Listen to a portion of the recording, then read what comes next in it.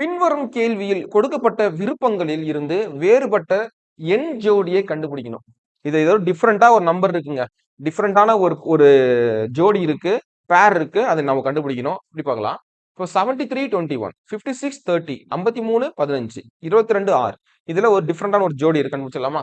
So இப்ப பாருங்க, 73 எப்படி 21 மாறுச்சு சொல்லி பார்த்தோம் அப்படின்னா 7 into 3 21, 5 into 6 30, 5 into 3 15. அப்போ 2 into 2 4 தானே வரணும். ஆனா என்ன வந்திருக்கு 6ன்னு கொடுத்துருக்காங்க. அப்போ டிஃப்ரெண்டான ஜோடி என்ன? Option D. ஓகேவா? சோ உங்களுக்கான ஒரு கேள்வி இதுதான்.